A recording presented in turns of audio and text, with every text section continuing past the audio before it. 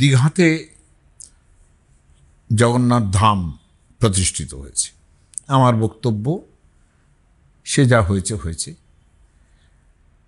কিন্তু জগন্নাথ ধাম নিয়ে খুব কথা উঠেছে। বিশেষত ওড়িশা গভর্নমেন্ট এখন সেটাকে পেটেন্ট করতে চাইছেন। সেটা কোনটা করতে চাইছেন, মানে জগন্নাথের সঙ্গে ধাম শব্দটা ব্যবহার করা যাবে না, কিন্তু পেটেন্ট করতে চাইলে পুরো জগন্নাথ ধামটাই পেটেন্ট করা উচিত। তাহলে আর অন্য কেউ জগন্নাথের কথাও ভাবতে পারবে না, একদম উড়িষ্যার মধ্যেই জগন্নাথ থাকবে। যুক্তিগুলো ঠিক লাগছে না আর কি। কোন সরকারের কি সুবিধে হচ্ছে তার আমার সেখানে কমই প্রয়োজন আছে, কিন্তু ধাম শব্দটার অর্থ আগে বোঝার দরকার। যে ধাম শব্দের সংস্কৃতে, যেটা প্রধানত ধাম শব্দের উৎপত্তি যেখানে, সেখানে সংস্কৃতে কিন্তু ধাম শব্দের অর্থ অমর কোষে বলা হয়েছে গৃহ দেহ তিট প্রভাবা ধামানি। ধামানি মানে হচ্ছে, ধাম মানে কি, ধামানি এটা বহু বচনে ব্যবহার করছেন। যে গৃহ দেহ, একটা মানে হচ্ছে গৃহ, একটা মানে দেহ, একটা মানে তিট। তিট মানে রশ্মি, মানে কিরণ, কিরণমালা, জ্যোতি, এবং প্রভাব, তেজ প্রভাব, এরকমও হতে পারে, তেজপুঞ্জ হতে পারে। এটা ধাম শব্দের অর্থ। টিকাকারেরা লিখছেন গৃহাদিনী চত্তারি, এই চারটেই ধাম শব্দের অর্থ। ধাম রশ্মৌ গৃহে দেহে, এবং তার মানে কি, রশ্মি, ওই যেটা বললাম গৃহ দেহে, কিন্তু অস্ত্রটা এক্সটেন্ডেড হচ্ছে। একটু পরেই যে হেমচিন্তামণি তিনি বলছেন যে ধাম রশ্মৌ গৃহে দেহে স্থানে জন্ম প্রভাবয়। জন্ম অর্থেও ধাম শব্দ ব্যবহার হতে পারে, স্থান অর্থে ব্যবহার হতে পারে। প্রধানত এই স্থান অর্থ নিয়েই কিন্তু বাংলায় ধাম শব্দের অর্থগুলো একেবারে আলাদা হয়ে গেছে। স্থান একটা যদি অর্থ হয়, প্রথমে সেই অর্থ ছিল না, কিন্তু স্থান যদি একটা অর্থ হয়, যেটা হেমচন্দ্র বলেছেন তার শব্দ চিন্তামণি কিংবা কোনো একটা কোষ গ্রন্থে, গ্রন্থেটার নাম আমার ভালো করে মনে নেই, সেইখানে স্থান শব্দটা আছে বলেই বাংলাতে স্থান শব্দের অর্থ থাকলো। কিন্তু স্থান শব্দ কি করে হয়, সবচেয়ে ভালো বুঝবেন, লোকটা নাম ধাম কিছু জানি না।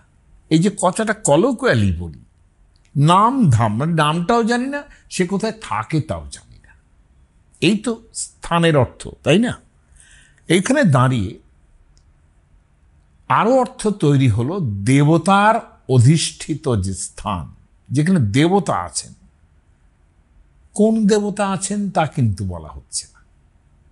ফলত দেবতার অধিষ্ঠিত স্থান বলতে যেমন ধাম বোঝায়, দেবতা অধিষ্ঠিত থাকার সঙ্গে সঙ্গেই কিন্তু আর একটা তৈরি হয়ে গেল অর্থ, যে এটা তীর্থস্থান।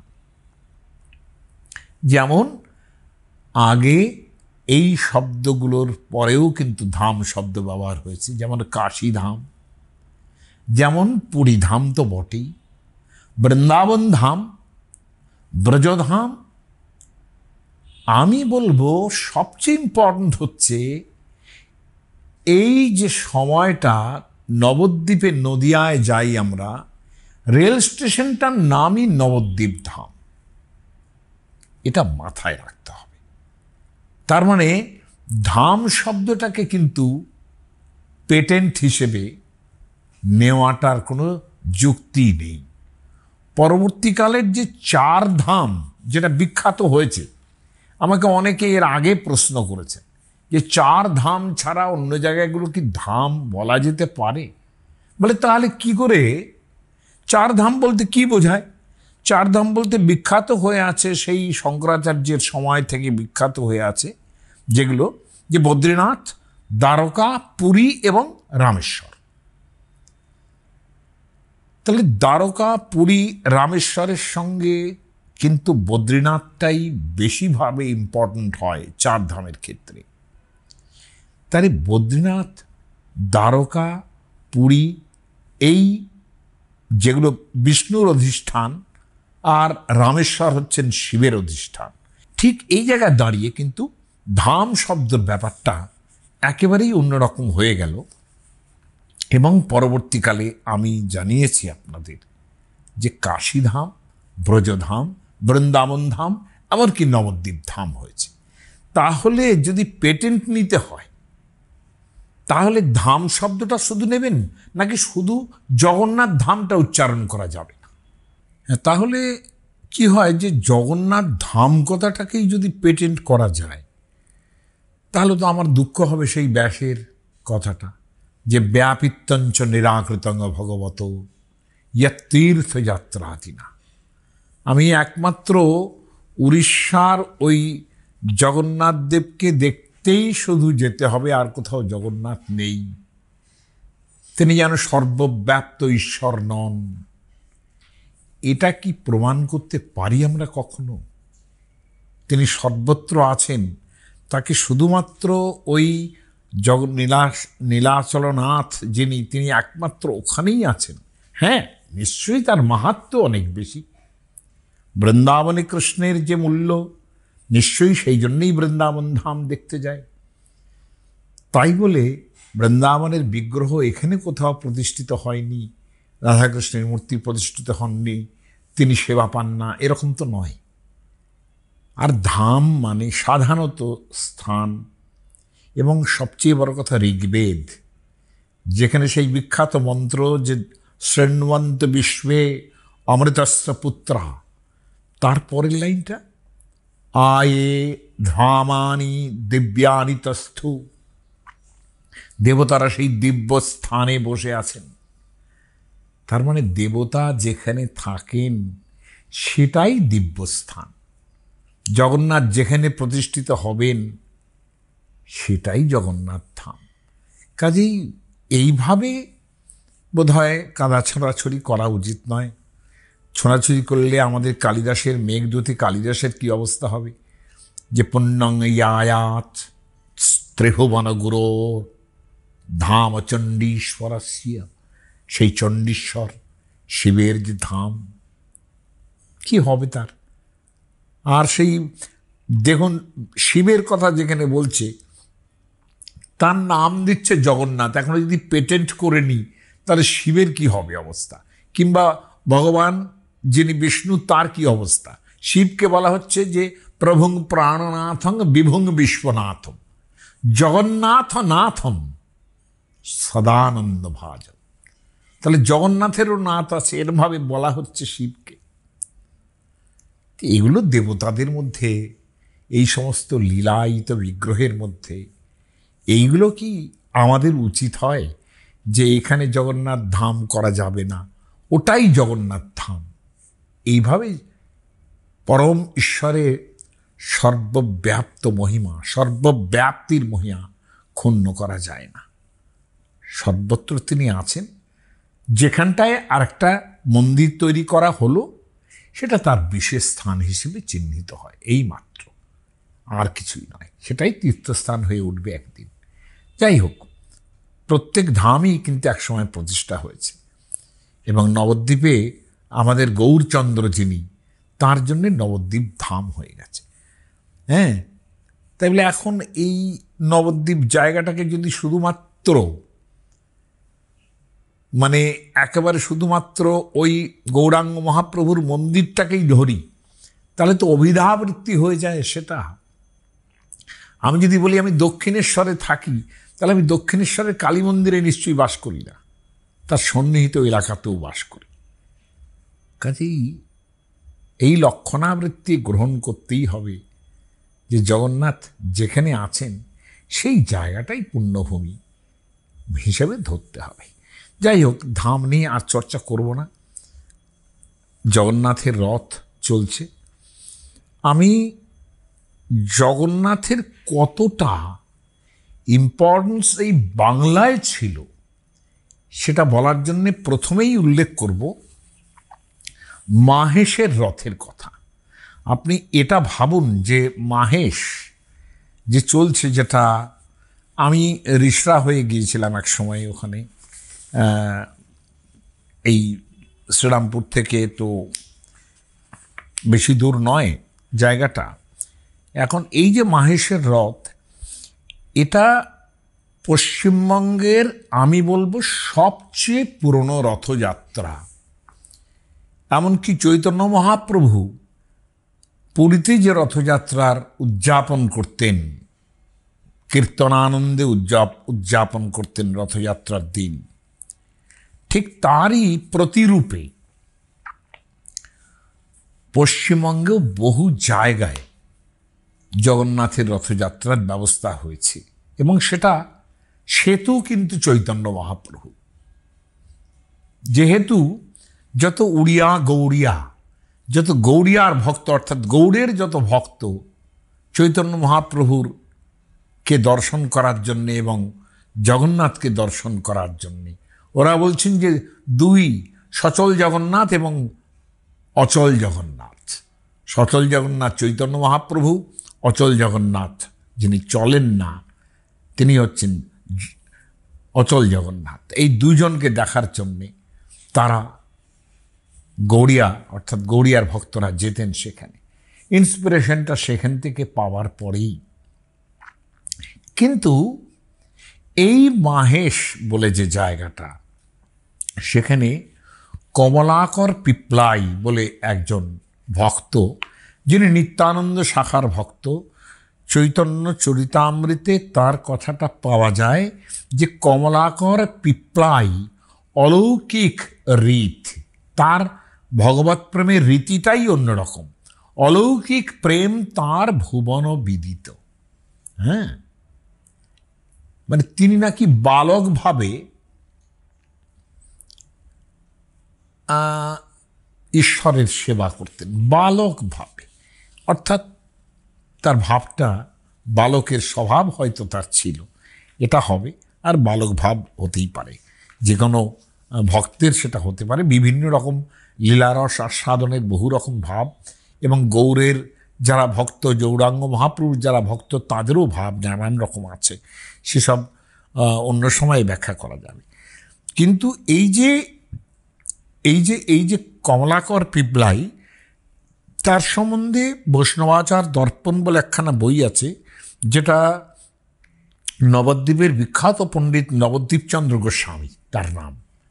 তিনি বৈষ্ণবাচার দর্পণ বলে বাংলা পয়ারে বিভিন্ন রকম আমার মহাপ্রভুর ভক্তদের কথা এবং নিত্যানন্দ শাখার ভক্তই হচ্ছে কমলাকর পিপ্লাই। তিনি প্রধানত, যেহেতু চৈতন্য মহাপ্রভু নিত্যানন্দ প্রভুকে এই বঙ্গে সমস্ত বঙ্গে, তখনকার দিনে অখণ্ড বাংলা, সেখানে এই চৈতন্য ধর্ম প্রচারের ভার দিয়েছিলেন, নাম সংকীর্তন প্রচারের ভার দিয়েছিলেন।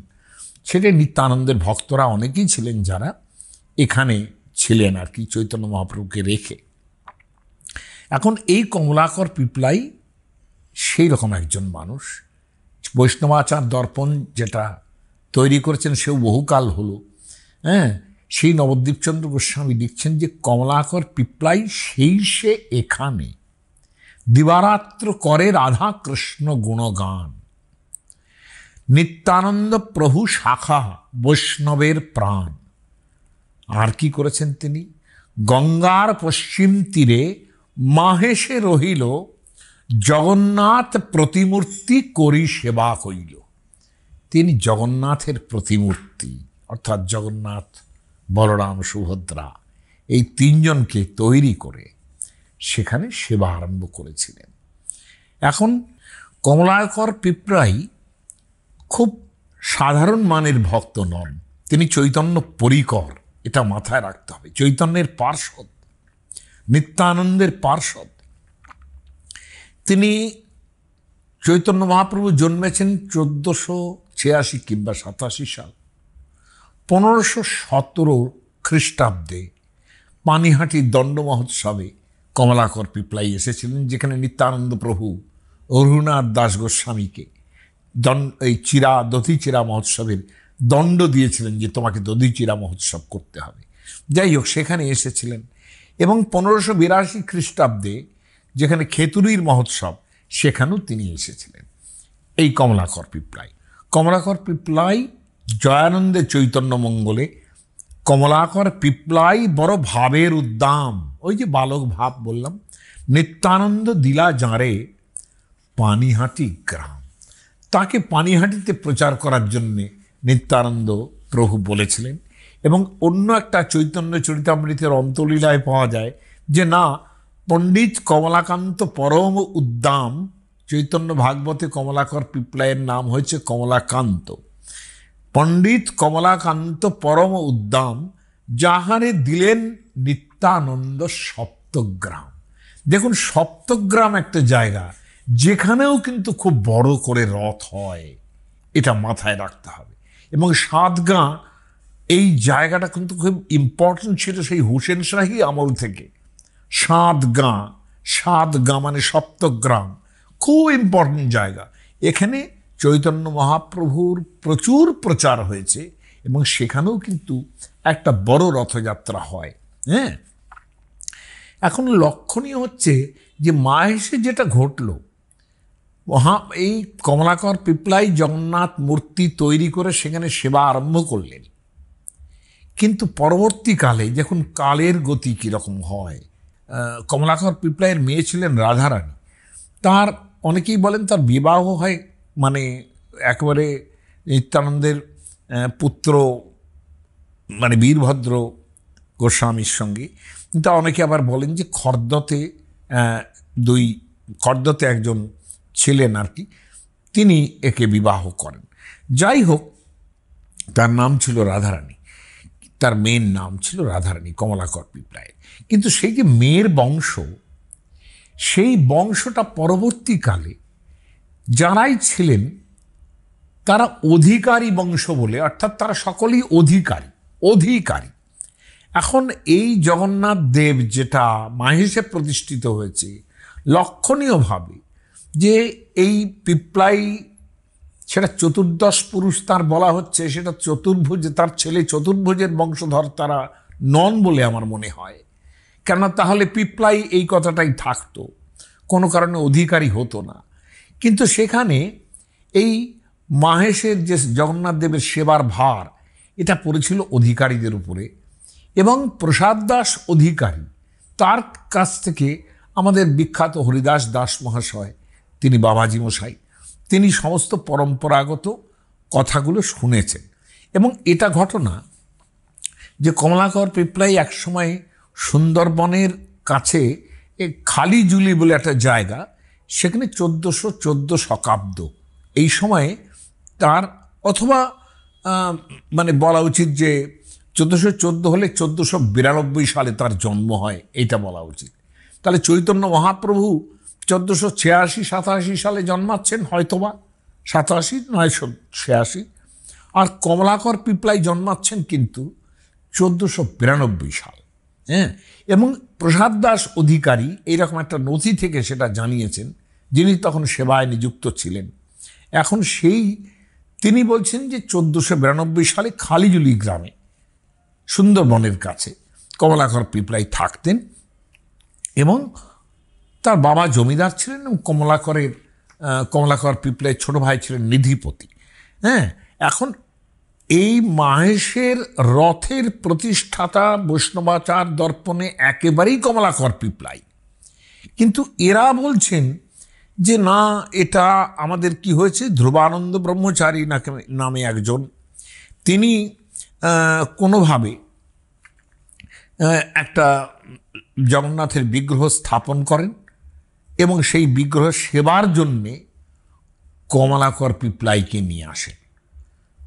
হরিদাস দাসজি দ্বিমত পোষণ করেছেন এখানে যে অধিকারী মহাশয়দিগের সকল কথা গ্রন্থের সহিত মিলিয়ে না, অর্থাৎ প্রধানত বৈষ্ণবাচার দর্পণের সঙ্গে মিলছে না। এবং একবারও এই অধিকারীদের কাছ থেকে ইনি যে নিত্যানন্দের সঙ্গে ছিলেন এ কথাটা একবারও তারা বলেন না। কাজে এখান থেকেই সন্দেহ হয় যে পরবর্তীকালে সেবার ভার নিয়ে কিছু গণ্ডগোল তৈরি হয় এবং তারা অনন্তভাবে চেষ্টা করেছেন যাতে কমলাকর পিপলাইয়ের নামটাই ভুলিয়ে দেওয়া যায়, এবং সেটা অধিকারীরা করেছেন, মানে যাদের উপরে সেবার ভার পরবর্তীকালে পড়েছিল। না হলে এরকমটা হবার কথা নয়। যাই হোক, এই কমলাকর পিপলাইয়ের যে ছেলে তার নাম চতুর্ভুজ, তারও ছেলে হচ্ছেন নারায়ণ, এবং তার ছিলেন নারায়ণ এবং তার আর এক ছেলের নাম কিন্তু জগন্নাথ। এর থেকে বোঝা যায় যে কমলাকর পিপলাই অবধারিতভাবে জগন্নাথের বিগ্রহ স্থাপন করেছিলেন। এবং একটা সময়ে দেবসেবার একটা সমস্যা তৈরি হয়, এবং সেখানে নাকি ঢাকার নবাব বাহাদুর, সম্ভবত তিনি ওয়ালিস শাহ বলে কথিত, তিনি নাকি এই জগন্নাথ দেবের জন্যে, মানে 1657 সাল সেটা, সেখানে নাকি 1185 বিঘা, মানে 1185 বিঘা জমি দান করেন তিনি। এবং সেই জগন্নাথ দেবের নাম অনুসারে জগন্নাথপুর বলে একটা মৌজা তৈরি হয়। সেই জায়গাটা কিন্তু যত কিছুই হোক, সেই জায়গা নিয়েও প্রচুর গণ্ডগোল আছে। সেটা কোন মৌজা, সেটা চুনাখালি নাকি ওই একেবারে মাহেশের 1.5 ক্রোশ মতো, মানে মোটামুটি 3 মাইল দূরে এই জায়গাটা কোনো একটা জায়গায় এরকম জগন্নাথ দেবের মন্দির প্রতিষ্ঠা হয়েছিল, গঙ্গার ভাঙনে প্রধান মন্দির ভেঙে যায়, এরকমও কেউ কেউ সন্দেহ করেন। কিন্তু যা কিছুই হোক, এখন যে সুন্দর মন্দিরটি মানে এখন যেখানে আছে সেইখানে এটা ছিল না, এটা অনেকেই মনে করেন, এবং সেটা গঙ্গার ওপরে ছিল এটাই মনে করেন, যার ফলে পুরনো মন্দিরটা নষ্ট হয়ে যায়। এবং 1162 সাল, মানে আমি বলবো শকাব্দ, মানে ধরা যাক 1755 খ্রিস্টাব্দ, এই সময় নয়নচাঁদ মল্লিক, মানে পাথুরে ঘাটার নয়নচাঁদ মল্লিক, তিনি এই মন্দির আবার নির্মাণ করে দেন, এবং সেটা অবধারিতভাবে গঙ্গা থেকে দূরে। আমি আর বেশি কিছু বলবো না, বলবো যে একটা লোহার নির্মিত রথ এবং যে পুরনো যে কাঠ তাতে যে তৈরি ছিল, শাল কাঠেই তৈরি হোক যাই হোক, তার এতদিন চলে গেছে যে 1885 সালে সেটা নাকি কোনো না কোনোভাবে একটা আগুন লাগে, এবং রথে আগুন লাগার ব্যাপারটা বোধহয় মহিষাদলেও ঘটেছে, সপ্তগ্রামেও ঘটেছে। ওই আরতি টারতি করা এবং নানান রকম মানে বহু জিনিস এক জায়গায় করতে গিয়ে যে সমস্যাটা হয়, পুরীর রথের মতো অত প্রশস্ত নয় জায়গা, ফলত এইটা একটু পুড়ে যায়। এবং শোনা যায় যে জনৈক কৃষ্ণচন্দ্র, কৃষ্ণচন্দ্র, কেউ কেউ বলছেন সেটা কৃষ্ণরাম বসু, কলকাতার শ্যামবাজারে থাকতেন নাকি একটা সময় তাদের বংশধররা, তারা 1885 সালে সেই রথ আবার তৈরি করে দেন, এবং সেই মাহেশের রথ এখনো চলছে। এবং আমি বলবো মাহেশের রথের কিন্তু মানে প্রাচীনত্ব নিয়ে কোনো সন্দেহ নেই। এবং কমলাকর পিপলাই যদি চৈতন্য মহাপ্রভুর থেকে সামান্য কিছু ছোট হন, অর্থাৎ একজন 86, একজন 92, এইরকম যদি তার মানে ছোট বড় হওয়ার ব্যাপারটা থাকে, তাহলে বলবো যে চৈতন্য মহাপ্রভুর সমকালেই সম্ভবত, প্রায় সমকালেই সম্ভবত এই জগন্নাথ দেবের মূর্তি নিয়ে এই রথযাত্রা শুরু হয়, এবং তা এখনো চলছে। কাজে এইটাকে আমার মনে হয় যে সরকারি দিক থেকেই হোক কিংবা অন্যান্য ভাবনা থেকেই হোক, এটার একটা ঔজ্জ্বল্য আরও ভালোভাবে দেখা উচিত, যেটা এবং এটাকে একটা হেরিটেজ রথের জায়গা হিসেবে চিহ্নিত করা উচিত বলে আমি মনে করি। কারণ এই জায়গাটা কিন্তু ভীষণ ইম্পর্টেন্ট, পশ্চিমবঙ্গের সংস্কৃতির দিক থেকে এই জায়গাটা ভীষণ ইম্পর্টেন্ট। খুব গুরুত্বপূর্ণ একটা রথযাত্রা হিসেবে মহিষাদল রাজবাড়ির যে রথটা, সেটাও খুব ইম্পর্টেন্ট। এখনও মহিষাদলে সেই এটা হয়, সেই রথটা হয় কিন্তু। এবং এখানে যারা মানে মহিষাদলের যারা রাজারা ছিলেন তারা কিন্তু এইখানকার লোক ছিলেন না, সম্ভবত মানে উত্তর পশ্চিম ভারত থেকে তারা এসেছিলেন। এবং একটা সময় ব্রাহ্মণরা যখন এখানে আমদানি হয় আর কি, ব্রাহ্মণরা আসেন আর কি, সেই রকমই কোনো একজন উপাধ্যায় গোষ্ঠীর মানুষ তিনি এসে এই মহিষাদলে তার রথ মানে তার রাজবাড়ি প্রতিষ্ঠা করেন। এবং সেখানে পরবর্তীকালের একজন যে পুরুষ, তার নাম জনার্দন উপাধ্যায়, এবং তার ছেলে ছিল, অদ্ভুত লাগবে শুনলে, দুর্যোধন। খুব বেশি লোকের নাম হয় না, কিন্তু দুর্যোধন উপাধ্যায়, এবং তাকে দুর্জন উপাধ্যায়ও কেউ কেউ বলতো। তারাও কয়েক বছর ওই মহিষাদলে রাজত্ব করেন। দুর্যোধনের পর রামশরণ উপাধ্যায়, রাজারাম উপাধ্যায়। এই রাজারামের খুব প্রশংসা শোনা গেছে, এমনকি যারা তর্জা গান করেন তাদের মুখেও বারবার, মানে কবি গান করেন, তর্জা করেন, তাদের মুখেও বারবার রাজারাম উপাধ্যায়ের নাম এসেছে। তার ছেলে শুকলাল, এবং তারপর আনন্দলাল উপাধ্যায়।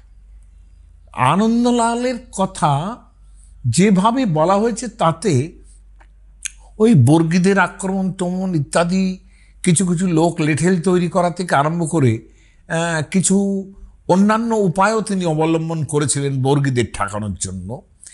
এসব আছে, আমি সেসব ইতিহাসে এখন যাব না। কিন্তু তার যে সহধর্মিণী ছিলেন তার নাম হচ্ছেন জানকী দেবী। তিনি 1770 সালে খ্রিস্টাব্দ আনন্দলালের মৃত্যু যখন হলো, তখন রানী জানকী রাজ্যভার গ্রহণ করেন। এবং বলা হয় যে মহিষাদলে যত রাজারা ছিলেন তাদের মধ্যে সর্বশ্রেষ্ঠ হচ্ছে জানকী দেবী, কি অ্যাডমিনিস্ট্রেশনে, কি ধর্মপ্রাণতায়। মহিষাদলের রাজবাড়িতে কিন্তু লক্ষণীয় এটা যে সেখানে কিন্তু রঘুনাথ অর্থাৎ রামচন্দ্রের একটা খুব বড় ইম্পর্টেন্স ছিল। এমনকি একটা রামচন্দ্রের মন্দিরও সেখানে আছে। এবং সেটা কোত্থেকে আসছে? ওই যে বললাম, উত্তর পশ্চিম ভারত থেকে তারা এসেছিলেন, একদম তাদের মূল পুরুষ। ফলত তাদের সংস্কৃতি অনুসারে রামচন্দ্রকে এখানে তারা না নিয়ে এসে পারেননি, ফলে রামচন্দ্রের প্রতিষ্ঠাও সেখানে হয়েছে। কিন্তু লক্ষণীয় যে এই আনন্দলাল উপাধ্যায়ের মৃত্যুর পর জানকী দেবী যে রাজ্য শাসন করছেন, অন্তত এই মহিষাদলের অঞ্চলটা, সেখানে তিনি রানী হয়েছিলেন। তাকে প্রজারা এত ভালোবাসত। এবং একজন আমাদের বিনয় ঘোষ মশাই, যে বিখ্যাত, যিনি পশ্চিমবঙ্গ সংস্কৃতি লেখার জন্যে, তিনি তমলুকের একজন বৃদ্ধ, যিনি চরক গাজন এইসব গান তৈরি করেন, তার একটা মানে সন্ন্যাসীর তর্জা গান যেটা, সেটা মহিষাদল রাজবংশের কথা সেখানে উঠে এসছে। তিনি লিখছেন, আন্দিলাল তো মানে আনন্দলাল, আন্দিলাল, আন্দিলাল তো পর বিষয়ের পাছে চোখ রাখে, মানে অন্যান্য যত বিষয় সেই দিকে তার চোখ আছে। মারাহাট্টায় কাট্টা কুট্টা লুট্টা পুট্টা খায়। অর্থাৎ মারাঠা দস্যু এটাই বলছেন যে তাদের সঙ্গে তাদের লড়াই হয়েছিল কোনো একটা সময়। কাট্টা কুট্টা লুট্টা পুট্টা খায়। মায়ের মতো রানী জানকী বাঁচায় সেই দায়। এত যে ভয়ঙ্কর মারামারি কাটাকাটির থেকে রক্ষা করেছেন যিনি, তাঁরও কিন্তু সৈন্যবাহিনী তৈরি করেছিলেন কিন্তু রানী জানকী। কিন্তু তাকে ওই ভয়ঙ্কর রূপে কেউ চেনেনি, প্রজারঞ্জক হিসেবে চিনেছে। মায়ের মতো রানী জানকী বাঁচায় সেই দায়। ধর্মে মতি রানী জানকী আনন্দিলালের জায়া, দেউল কীর্তি রাখি শেষে রাখি ছাড়িলেখ কায়া। দেউল কীর্তি অর্থাৎ মন্দির নির্মাণ এবং প্রধানত এই জগন্নাথের রথ। 1770 সালে তিনি রাজ্যভার গ্রহণ করেন। 1776 মহিষাদল থেকে জানকী দেবীর উদ্যোগে রথযাত্রা শুরু হয় এবং পশ্চিমবঙ্গের সবচেয়ে উঁচু রথ কিন্তু এটা, এবং সম্ভাব্য উচ্চতা তার 65 থেকে 70 ফিট। জানকী দেবী মহিষাদলের সেই বিখ্যাত রানী, যিনি 1804 সালে মানে দেহ রক্ষা করেন আর কি। তারপর রাজত্ব এবং রাজবাড়ির যে সমস্ত উত্তরাধিকার নিয়ে কিন্তু গণ্ডগোল বেঁধে যায় এবং উপাধ্যায়দের বদলে তখন উপাধ্যায়দের পোষ্য যারা তারা পোষ্য নিয়েছেন, দত্তক নিয়েছেন, সেই রকম তাদের দাবি এতটাই মানে প্রবল হয়ে উঠল এবং তাদের 3 জন, গুরুপ্রসাদ গর্গ, ভবানী প্রসাদ গর্গ এবং কালীপ্রসাদ গর্গ, তারা এই রথযাত্রা চালাতে আরম্ভ করেন। তারাই রাজ্যভার গ্রহণ করেন কয়েক বছর এবং চালাতে আরম্ভ করেন। পরবর্তীকালে কিন্তু এখনো পর্যন্ত তারা গর্গই রয়েছেন যারা রথের রশি এখনো ধরেন বলে মনে করি। এবং 36 চাকার 70 ফুট এই যে রথ, সেটা চলতে থাকলে গর্গবংশের যে রাজ্যাধিকারী যারা এখনো আছেন, তারা পালকি চড়ে ওই জগন্নাথের চলমান রথের সঙ্গে সঙ্গে তারা চলতে থাকেন। এবং রথযাত্রা আরম্ভে এখানে ওই বিষ্ণুপুরের মতো যেরকম দুর্গাপূজার আগে কামান দাগা হয়, এখানে একটা কামান দাগার বদলে এখনও বন্দুক দেগে রথযাত্রা আরম্ভ হয়। এবং এই বিশাল রথটা, যেটা 70 ফিটের রথ, সেটা 17টা তার শিখর চূড়া ছিল, হ্যাঁ, কিন্তু একসময় 1800 সাল থেকে সেটা 13টা চূড়া তার তৈরি হয়।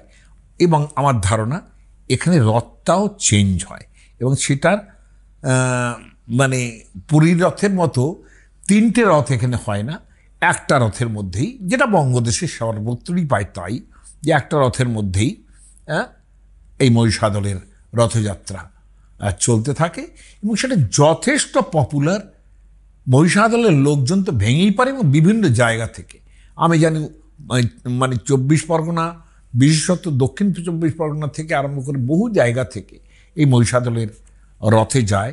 বিশেষ করে গাদিয়ারা থেকে উল্টো দিকে গেলেই যেহেতু মহিষাদল পাওয়া যায়, কাজেই সেখান থেকেও প্রচুর লোক কিন্তু মহিষাদলে ভিড় করেন। এটা একটা বড় রথযাত্রার জায়গা। এবারে আর একটা খুব সমৃদ্ধ রথযাত্রার কথা বলবো, সেটা হচ্ছে গুপ্তিপাড়ার রথযাত্রা। এবং গুপ্তিপাড়ার যে রথযাত্রা, মানে এটা সপ্ত হুগলির ব্যাপার হয়ে যাচ্ছে আর কি, হ্যাঁ, সেটা খুব সপ্তগ্রাম, সেটাও তাই। এবং গুপ্তিপাড়ার রথযাত্রার যে একটা গুপ্তিপাড়া শুনলেই তো আমার ভোলা ময়রার কথা মনে হয়, যিনি বলেছিলেন যে গুপ্তিপাড়ার গিন্নি ভালো ভালো তার চোপা, চোপা মানে মুখ, এবং শান্তিপুরের শালি ভালো ভালো তার খোপা, এটা বলেছিলেন। যে চোপা বলতে কিন্তু মুখ সুন্দর টুন্দর বোঝাচ্ছে না, এরা নাকি ভয়ঙ্কর রকমের সুন্দর কথা বলতে পারতেন তর্ক যুক্তি দিয়ে। মানে মহিলারাও কেন, গুপ্তিপাড়ার একটা সংস্কৃতির মধ্যে, মানে সংস্কৃতির চর্চা গুপ্তিপাড়ায় কি পরিমাণ হয়েছে সেটা ভাবা যায় না। কেননা ত্রিবেণীর জগন্নাথ তর্ক পঞ্চাননের প্রায় সমগোত্রীয় আরেকজন পণ্ডিত, যিনি বানেশ্বর বিদ্যালঙ্কার, তিনি ছিলেন এখানে।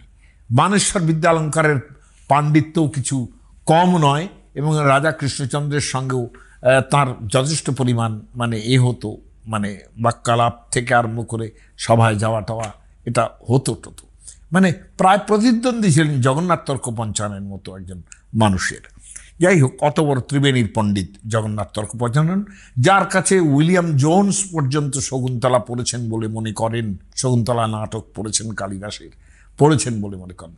সেই জগন্নাথ তর্ক পঞ্চাননের কিন্তু প্রায় বিদ্বেষী ভূমিকায়, মানে আর একজন পণ্ডিত এই আর কি, যিনি টক্কর দিতে পারেন জগন্নাথ তর্ক পঞ্চানন, তিনি কিন্তু ওই গুপ্তিপাড়ার মানুষ বলি। এবং মানে ন্যায়ালঙ্কার, বিদ্যালঙ্কার, তর্কালঙ্কার এর কোনো ছড়াছড়ি গুপ্তিপাড়ার, হ্যাঁ।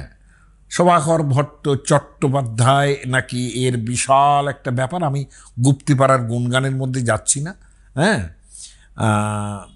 মানে একটা কথাই আছে না, যে বাদর বাদর শোভাকর মদের ঘোড়া, এই তিন নিয়ে গুপ্তিপাড়া। আসল কথা হলো এই মদের ঘোড়া বলতে কিন্তু সবাই মদ খাচ্ছে তা নয়, কিন্তু এখানে তান্ত্রিক সাধনার একটা খুব বড় জায়গা ছিল, আবার বৈষ্ণব সাধনারও একটা খুব বড় জায়গা ছিল। এইটা হচ্ছে ব্যাপার। এখন এই কারণে মদের ঘোড়া, যে বাঁদর হয়তো খুব দেখা যেত এখানে, গাছের ডালে ডালে হয়তো বাঁদর দেখা যেত এক সময়, কারণ এইগুলো থেকেই তো তৈরি হয়। এবং সোহাগর চট্টোপাধ্যায় বিখ্যাত পুরুষ। আমি গুপ্তিপাড়ার মধ্যে যাচ্ছি না। গুপ্তিপাড়ায় যে রথযাত্রা আরম্ভ হয় সেটা মানে 1730 সাল থেকে। আমি গুপ্তিপাড়ার মেয়েদের কথা বলছিলাম, ভালো তার চোপা, ওই যে বিদ্যার ব্যাপারটা, বিদ্যা চর্চার ব্যাপার বলছিলাম, তাতে এখানকার মেয়েরাও অত্যন্ত শিক্ষিত ছিলেন বলে আমরা মনে করি। তার সম্বন্ধে নানা রকম গল্পও আছে। যাই হোক, এই যে 1730, এমনকি এমনও বলা হয় যে এটা 1740 হতে পারে। এবং এখানে বিখ্যাত মন্দির হচ্ছেন বৃন্দাবন চন্দ্র জিউ।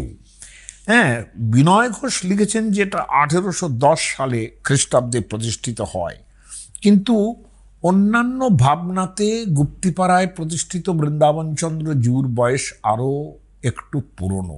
কেননা 1740 সালে শোনা যায় মধুসূদনানন্দ স্বামী তাঁরই উদ্যোগে এই গুপ্তিপাড়ায় প্রথম রথযাত্রা শুরু হয়, এবং সেটা 1740 সালে। কাজী বৃন্দাবন চন্দ্রের মঠ, তাঁরই কিন্তু সেবক ছিলেন এই মধুসূদনানন্দ স্বামী। ফলে তার সময় যদি আরম্ভ হয়ে থাকে তাহলে 1740 হওয়ার সম্ভাবনা। এবং রথের হাইটটা এখানে মহিষাদলের মতো নয়, 34-36 ফুটের রথ, এবং এর শিখর চূড়া 13টা ছিল। এবং 1873 সালে বৃন্দাবনচন্দ্র জিউর যে তৎকালীন সেবক আর কি, দণ্ডী স্বামী প্রথানন্দ স্বামী, তিনি রথযাত্রার সময় ভিড়ের চাপে অথবা রথের চাকায় তিনি পিষ্ট হয়ে মারা যান। তারপর থেকে শিখর চূড়াটা ওই নেমে এসেছে একেবারে 13 থেকে 9। আর এই গুপ্তিপাড়ার ব্যাপারে সবচেয়ে ইম্পর্টেন্ট যেটা আমার লাগে সেটা হচ্ছে গুপ্তিপাড়ার উৎসবে যে রথযাত্রা হচ্ছে তার উল্টো রথের মধ্যেই সবচেয়ে মজাটা লুকিয়ে আছে। এটা গুপ্তিপাড়ার ক্ষেত্রে একেবারে ইউনিক। উল্টো রথ ঠিক আগের দিন, যেটাকে ওরা ভান্ডারা লুট বলে একটা শব্দ ব্যবহার করেন, যেটা বিনয় ঘোষ পর্যন্ত সেটা উল্লেখ করেছেন, এবং সেটা বহু কাল ধরে চলে আসছে। এবং লক্ষ লক্ষ লোক এই ভান্ডারা লুটের জন্য বসে থাকে। ভান্ডারা লুট ব্যাপারটা যা কিছুই হোক পরে বলছি, যে এটা বিনয় ঘোষ মশাই বলছেন যে এটা শাস্ত্রোক্ত কোনো অনুষ্ঠান নয়, লোকানুষ্ঠান। কারণ বিনয় ঘোষ প্রধানত লোকসংস্কৃতির চর্চা করেছেন বলেই হয়তো এ কথাটা বলছেন। কিন্তু আমার ব্যক্তিগত ধারণায় বৈষ্ণবদের মধ্যে যখনই 64 মহান্তের ভোগ হয়, কিংবা বিভিন্ন ধরনের বড় সড়ো একটা ভোগের আয়োজন হয়, বিভিন্ন উৎসব হয় যখন, তখন সেখানে মালসা ভোগের একটা খুব বড় ব্যাপার থাকে। মানে জেনারেলি মালসা ভোগ হয় কিসে? ওই চিড়ে ভিজানো থেকে আরম্ভ করে তার সঙ্গে খই, তার সঙ্গে বাতাসা, তার মধ্যে খেজুর, তার মধ্যে কমলা লেবু, তার মধ্যে যত রকমের ফল আছে সব চটকে চটকে তার মধ্যে দেওয়া হবে, এবং দই দেওয়া হবে প্রচুর পরিমাণ করে। একটা এইটুকু করে দলা করে ছোট্ট ছোট্ট খুলসি, যাকে বলা হয় যে মালসা, তার মধ্যে করে এই ভোগ কিন্তু বিতরণ হতে থাকে। এবং সেটা মানে কাঁড়ি কাঁড়ি তৈরি হয় যখন এই উৎসবগুলো হয়। যাই হোক, এখানে ভান্ডারা লুটের যে ব্যাপারটা, যেটা উল্টো রথ হয়, তাকে ওরা বলছেন পূর্ণযাত্রা। পূর্ণযাত্রার আগের দিন সব রকমের জিনিসপত্র নিয়ে এখানে এটা তৈরি হয়, জিনিসপত্রগুলো তৈরি হয়, খাবার দাবার তৈরি হয়, এবং এখানে ভান্ডারা লুট ব্যাপারটা যে হয় সেটার একটা রীতিমতো ইতিহাস আছে।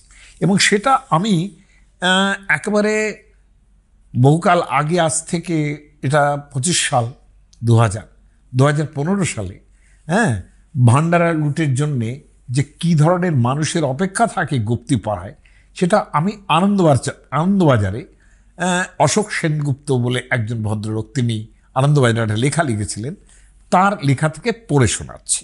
একটা দুটো মালসা নয়, সংখ্যায় 400-রও বেশি।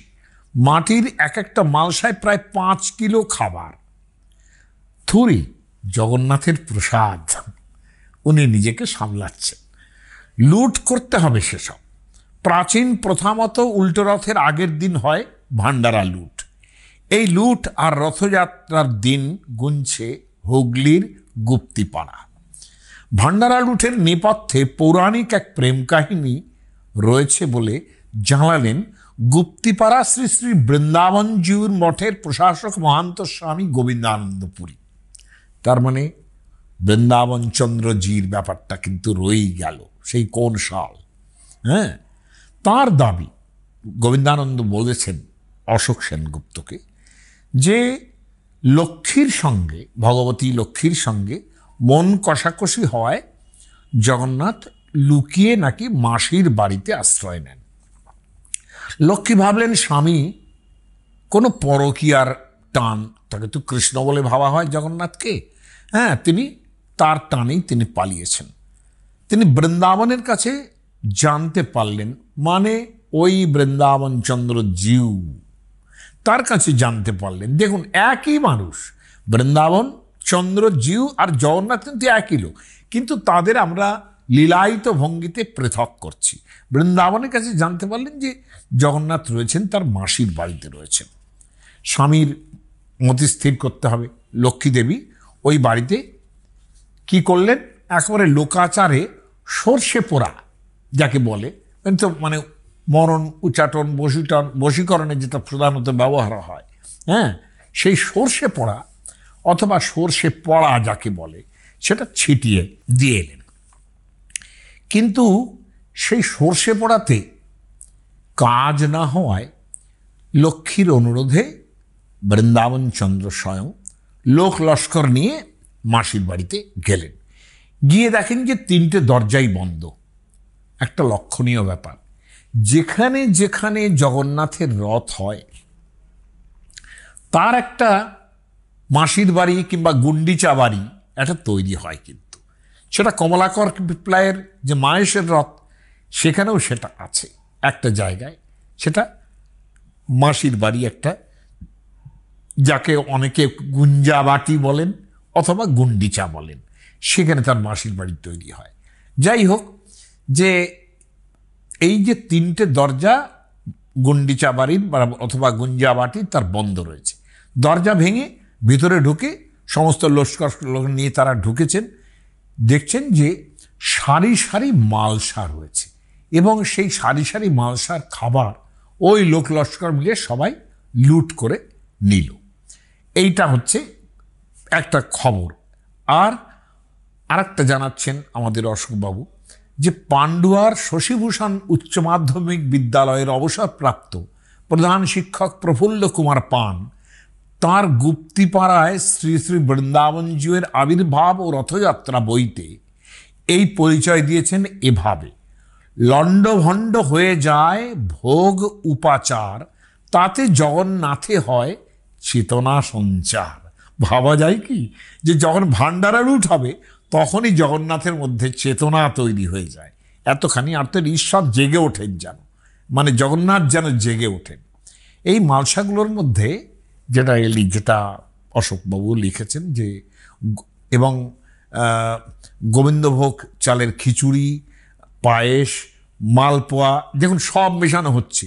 বেগুন, কুমড়ো বেগুন ভাজা, কুমড়ো ভাজা, পনিরের তরকারি থেকে মানে লাবড়া, সব কিছু এই কিন্তু মেশানো হয় এর সঙ্গে। এবং এই মালসার যে ভরার যে মানে মানে তদারকি করতে হয়, যারা লোকজন থাকেন তারা এখনো পর্যন্ত তদারকি করে সেটা তৈরি করেন এখনো পর্যন্ত। এবং পুলিশ প্রহরা থাকে, মানে ভান্ডারা লুটের সময়টা এমন অবস্থা হয় যে গোবিন্দানন্দ পুরী জানিয়েছেন যে 1858 সালে নাকি 1 লক্ষ লোক জড়ো হয়েছিল শুধু এই মালসা ভান্ডারা লুটের জন্যে। এবং লুটের আগে রথযাত্রা এবং বৃন্দাবন চন্দ্রের যে বৃন্দাবন চন্দ্র জিউর যে মন্দির, সেটা 280 বছরের যে পুরনো রথ, সেটাই নাকি এখনও টানা হয়। যদিও সেটা যথেষ্ট খারাপ অবস্থা দাঁড়িয়েছে, কিন্তু তৎসত্ত্বেও সেটাই নাকি এখনও টানা হয়। এবং জগন্নাথ বলরাম সুভদ্রা সেখানে বিগ্রহ, এবং মাসির বাড়িটা 1.5 কিলোমিটার দূরে। লক্ষণীয় যে জগন্নাথের রথ পুরীতে যতখানি জায়গা চলেন আর কি, তারপরেই কিন্তু আমাদের এই গুপ্তিপাড়া রথ চলেন প্রায় 1.5 কিলোমিটার। এবং এই গুন্ডিচা বাড়ি বা গুঞ্জাবাটি বা মাসির বাড়ি, সেটা একটুখানি 1.5 কিলোমিটার দূরে গোসাইগঞ্জ বড় বাজার, এইখানে গুন্ডিচা বাড়ি। এখানে লক্ষ লক্ষ লোক সত্যি এখন আসেন, এবং বর্তমান পত্রিকায় দেখা গেছে যে সেখানে গুন্ডিচা বাড়ি যাওয়ার জন্য স্পেশাল ট্রেন দেওয়া হচ্ছে, মানে ওই ভান্ডারা লুটের জন্য ট্রেন দেওয়া হচ্ছে। এবং রথের মধ্যে 4টে দড়ি থাকে, এবং একটা দড়ি আবার কীরকম, এরা মানে উইমেন্স লিভেও যথেষ্ট বিশ্বাসী, এবং উইমেন এম্পাওয়ারমেন্টেও বিশ্বাসী। একটা দড়ি স্পেশালি ইউনিক একেবারে ওয়েতে মহিলাদের জন্য রাখা সেটা। এবং দড়ির থেকে যে আঁশ বেরোয়, সেগুলো না অনেকেই কেটে কেটে সেখান থেকে নিয়ে আসে।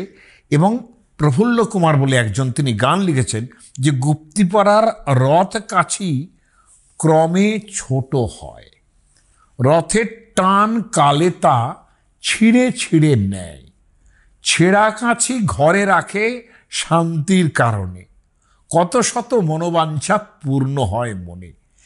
তাহলে এই যে ব্যাপারটা, যে উল্টো রথ যেটা আরম্ভ হয়, উল্টো রথ যেটা মানে 5টা নাগাদ একসঙ্গে, উল্টো রথের যে আগের দিন একবারে বিকেল 5টা নাগাদ কিন্তু ওই মাসির বাড়ির 3টে দরজা খুলবে, এবং সেখানে মালসাগুলো যে থাকবে, এখন সেখানে বিশাল বিশাল বড় বড় জারে রাখা হয়, সেগুলো খাবলা খাবলা করে নেয় সেগুলো। কারণ অত মালসা জোগাড় করতে গেলে আর্ধেক জিনিস পড়ে যায়, বাড়িতে মাটিতে পড়ে যায়। সেই জন্য ছোট ছোট ব্যবস্থা না রেখে বড় বড় জালার মতো জায়গায় মালসা ভোগ রাখে, এবং তার দখল করার জন্য শত শত লোক সকাল থেকে জমা হয়।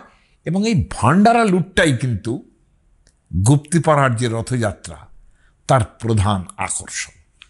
আমি মাত্র 3টে রথযাত্রার কথা বললাম, মহিষাদল, গুপ্তিপাড়া এবং সর্বোপরি মাহেশ, যার জন্যে আমি এখনও উচ্চাকাঙ্ক্ষা পোষণ করি সকলের কাছে, পশ্চিমবঙ্গের মানুষের কাছে, সরকারের কাছে, সকলের কাছে। আর দ্বিতীয় হলো যে এই রথ ছাড়াও আরও বহু জায়গায়, তা আমি মানে তিলে তিলে ধরলে পরে যে কত জায়গা হবে তার ঠিক নেই। এমনকি কলকাতা শহরের মধ্যেও কত জায়গায় রথ টানা হয়। এই এক একটা মন্দির থেকে রথ বেরোয়। এখন বড় রথ বেরোয় বলে সেগুলো ইক্লিপসড হয়ে গেছে বটে, হয়ে যায়, কিন্তু তবু রথ বেরোয়, বহু জায়গায় রথ বেরোয় আজকের দিনে। এবং সেটা একেবারে দক্ষিণ 24 পরগনা, উত্তর 24 পরগনা থেকে আরম্ভ করে নবদ্বীপ, নদিয়া থেকে আরম্ভ করে বর্ধমান তো বটেই, প্রচুর জায়গায় পশ্চিমবঙ্গে জগন্নাথ দেবের রথের সংস্কৃতি তৈরি হয়েছে।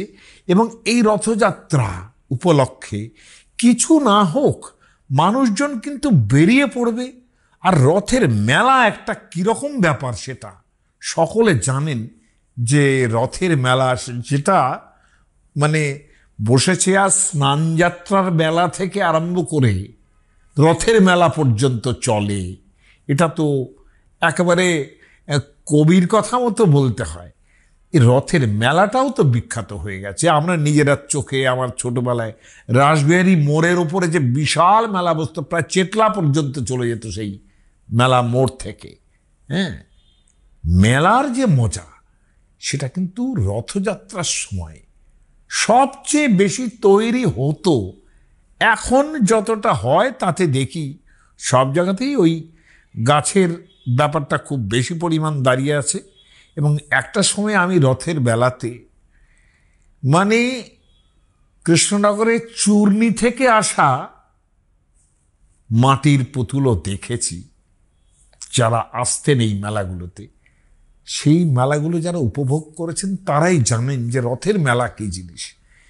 কাজেই রথের সঙ্গে খুব ইচ্ছে রইল ভবিষ্যতে রথের মেলার কথা বলার, সেটা পূর্ণ হলো না। কারণ রথ এমন একটা জিনিস যেটা কখনোই আমাদের আশা পূরণ করে না। একদিন ওই রথের পেছনে ছুটতে ছুটতেই কেটে যায়, মেলা দেখতে দেখতেই কেটে যায়। এবং লক্ষ্য করে দেখুন যে রথযাত্রা নিয়ে মানুষের উদ্দীপনা কি পর্যন্ত, যে একটা জিনিসকে উল্টো রথ পর্যন্ত চালাতে হয় এবং উল্টো রথ পর্যন্ত কিন্তু মেলাটা চলে, এটা দক্ষণীয়। যতদিন পর্যন্ত উল্টো রথ না হবে ততদিন পর্যন্ত কিন্তু মেলা চলতো। উল্টো রথ হতো, তারপরের দিন ভাঙা মন এবং মেলাও ভাঙতে থাকতো। এই হচ্ছে অবস্থা। কাজেই রথের মেলাও কিন্তু খুব ইম্পর্ট্যান্ট, এটা বলে রাখলাম।